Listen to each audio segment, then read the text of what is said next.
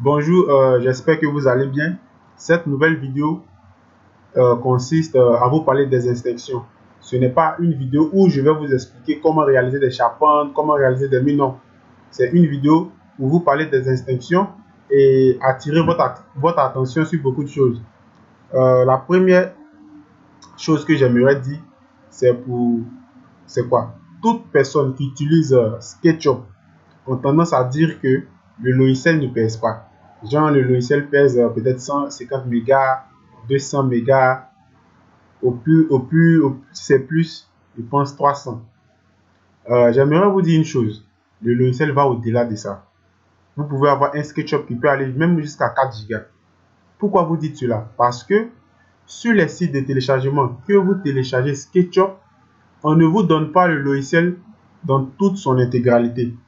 On vous donne seulement le logiciel comme ça.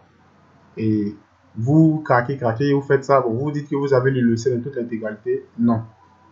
Donc, pour avoir SketchUp d'abord dans toute l'intégralité, il faut avoir toutes ces instructions. C'est quelque chose qui est vraiment indispensable pour le logiciel. Quelqu'un qui a toutes ces instructions, c'est quelqu'un qui a son SketchUp au complet. Avec ça, il peut faire beaucoup de trucs. Je vais vous expliquer quelque chose. Par exemple, lorsque vous allez sur YouTube et vous ouvrez genre votre compte YouTube, mais vous voulez suivre un tuto, que ce soit Archicad, que ce soit SketchUp, que ce soit Revit, vous remarquez que le YouTuber fait des trucs que vous-même vous ne pouviez pas réaliser. Vous voyez, ça c'est le premier point. Ou bien vous remarquez que l'espace de travail du YouTuber sur SketchUp est rempli de beaucoup d'éléments et chez vous, il n'y a rien. Cela devait vous taper à l'esprit pour vous dire que votre SketchUp n'est pas au complet. Donc, maintenant, je vous montre maintenant, comme j'ai ouvert SketchUp sur mon bureau, je vais attirer votre attention maintenant. Pour celui qui n'a pas le logiciel au complet, lorsqu'il ouvre SketchUp et il se rend dans Extension, vous allez voir la différence entre toi qui a le logiciel qui n'est pas au complet, qui n'a pas d'instruction, et moi, j'ai le logiciel et avec toutes les instructions. Quand je clique, qu'est-ce que vous remarquez? Toutes les instructions sont sur l'ordinateur et sur mon logiciel. Cela veut dire que mon SketchUp est au complet. Vous voyez cette instruction hein, qui nous permet d'ajouter les arbres et beaucoup de choses pèse pratiquement presque 3 gigas. Pourtant, c'est une instruction de SketchUp. Vous comprenez au moins l'idée. Ça, c'était juste une parenthèse. Maintenant, les instructions servent à quoi? Les instructions vous servent à travailler plus vite. C'est-à-dire quelque chose que tu peux réaliser en 1 heure, 2 heures. Avec les instructions, tu peux le réaliser en 5 minutes, même 10 minutes. Je vais vous donner deux exemples pour que vous puissiez mieux comprendre. Supposons, vous voulez réaliser une charpente. Pour quelqu'un qui ne maîtrise pas, ça peut te prendre vraiment beaucoup de temps parce que la charpente est quelque chose qui est un peu compliqué à réaliser dans le logiciel d'architecture. Il y a des gens qui le maîtrisent, ça c'est vrai. Mais pour les gens qui sont un peu, qui bricolent un peu, c'est très très compliqué. Donc vous allez voir que généralement, ces gens de personnes-là vont préférer réaliser une dalle. Parce que la dalle, c'est quelque chose qui est facile. Je ne suis pas en train de vous parler de comment réaliser une charpente. Je suis juste en train de vous parler des instructions. De la manière que les instructions vont vous faciliter à pouvoir créer quelque chose. Donc, je vais vous expliquer quelque chose. On va réaliser un cube pour que vous puissiez mieux comprendre. Bon, un petit rectangle du moins. Maintenant, je vais utiliser l'outil pousser-tirer. Maintenant, par exemple, je veux réaliser une charpente. Voilà. Tout d'abord, je ne sélectionne rien pour attirer votre attention sur quelque chose. Parce que la charpente a une instruction qui est adaptée à SketchUp, qui va vous permettre de réaliser les charpentes en quelques clics. Et cette instruction s'appelle Instance Roof Pro. Instance Roof Pro. Celui va vous permettre de faire tout cela. Et il se trouve dans l'instruction. Si vous avez toute votre instruction au complet, vous allez le retrouver dedans. Ça, c'est forcé. Donc, je vais venir ici. Et où se trouve cette instruction? Pour celui qui a son logiciel au complet, voilà l'instruction ici, Roof Pro. Quand je clique dessus, qu'est-ce que vous remarquez? Il m'affiche un message d'erreur. Pourquoi? Parce que avant d'utiliser Roof Pro, vous devez toujours sélectionner la surface de votre bâtiment, c'est-à-dire la surface sur laquelle vous vouliez déposer votre charpente.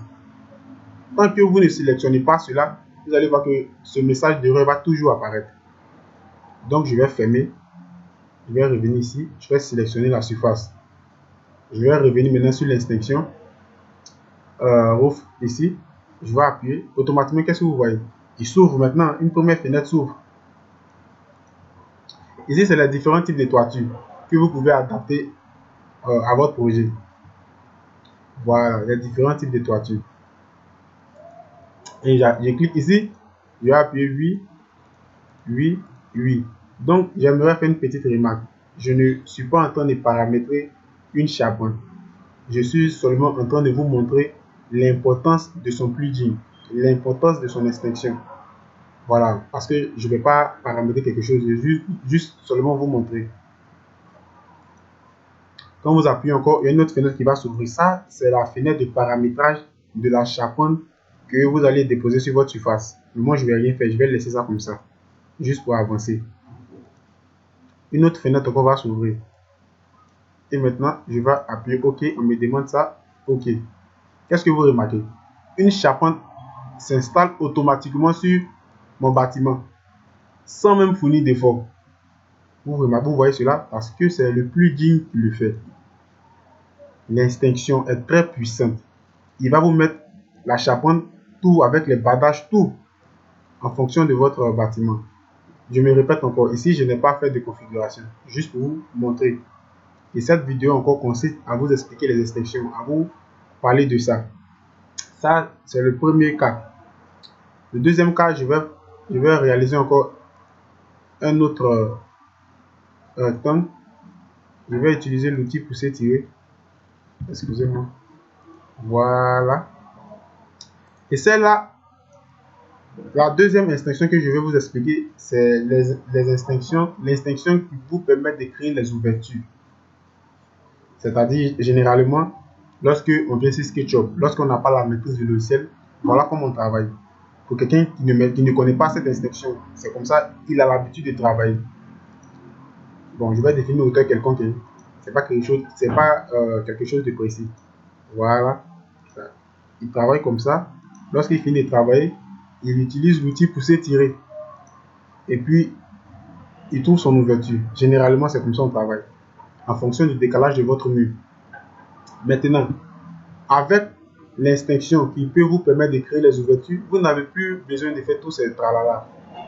Vous venez juste là. Vous définissez la hauteur. Vous sélectionnez. Et vous ouvrez votre extinction. Et comment s'appelle cette extinction? Cette extinction s'appelle 1001 bit tools ou 1001 bit pro. Ici. Voilà, le voilà ici. Donc vous venez ici, vous cherchez. Qu'est-ce qui nous intéresse ici? C'est l'ouverture de la porte. Donc vous allez voir walls and partition. Vous allez voir staircase, door on windows. Nous, ce qui nous intéresse, c'est l'ouverture de la porte. Si quelqu'un a fait l'ouverture de la fenêtre, lui, il va s'intéresser à l'ouverture de la fenêtre. Donc, je viens ici. Ils ont mis Create Window Frame. Nous, ça ne nous intéresse pas. Ce qui nous intéresse, c'est la porte. Parce que c'est la porte que j'ai sélectionnée. Donc, c'est ici. J'appuie. Et automatiquement, vous allez voir une petite fenêtre qui va s'ouvrir. Le cadre, tout ça et tout est bien défini. Moi, je ne règle rien. Juste attirer votre attention sur ce que je suis en train de faire et sur les extinctions. Lorsque je vais appuyer sur Create Door Frames, vous allez voir qu'est-ce qui va se passer. Automatiquement, vous voyez que il l'ouvre. Il me donne automatiquement l'ouverture. En plus de cela, il va vous donner les cadres de la porte. Automatiquement, vous voyez maintenant la différence avec celui qui va venir définir une hauteur comme ça, une hauteur quelconque. Et maintenant, revenir encore pousser, venir prendre encore l'outil pousser, tirer pour pousser. Ça va lui mettre assez de temps. Donc, la vidéo tire vers la fin. Vu tout ça, vous devez chercher à avoir le plugin et à avoir aussi le logiciel dans toute son intégralité. Il y a une autre extinction que je vais vous parler de ça. C'est l'extinction qui va vous permettre d'embellir votre sol. Vous allez voir que vraiment le sol est vraiment bien réalisé. On peut vraiment ajouter beaucoup d'herbes, d'arbres, beaucoup de choses. Du moins, on peut ajouter vraiment beaucoup de choses. Et cette instruction-là, c'est celle-là. Cette instruction va vous permettre d'ajouter des arbres, beaucoup d'éléments. Et lorsque vous l'avez installé, lorsque le plugin est sur votre ordinateur, il s'affiche comme ça, juste à côté là. Il est juste ici. Vous voyez, qu'est-ce que vous remarquez? Les arbres sont là, beaucoup de choses. Vous le prenez, vous le glissez, et lorsque vous allez réaliser votre rendu, vous allez voir la qualité d'image. C'est-à-dire, avec SketchUp, vous n'êtes même pas obligé d'aller dans Lumion. Vous n'êtes même pas obligé d'aller dans Twinmotion. Vous n'êtes même pas obligé d'aller dans Atlantis. Tout se passe dans le logiciel. Mais il faut connaître ces petites techniques-là. Il y a une extension qu'on appelle Skater. Mais moi, actuellement, mon abonnement est fini.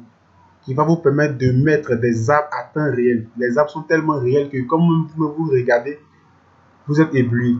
C'est celui-là. Lancer Skater. Mais actuellement, moi, mon abonnement est expiré. Je dois réabonner pour mieux vous expliquer cela. Quand vous allez cliquer, vous voyez, on me dit, la démo a expiré, vous devez acheter la licence. C'est cette instruction-là. Donc, pour quelqu'un qui a toutes ces instructions-là dans son logiciel, c'est quelqu'un qui est vraiment complet, qui ne souffre pas. Il peut vraiment faire beaucoup de choses. J'espère que cette vidéo vous a plu. N'oubliez pas de vous abonner et de partager. Et pour suivre aussi les vidéos précédentes que je vais poster. Et à la prochaine pour une autre vidéo. Que Dieu vous bénisse.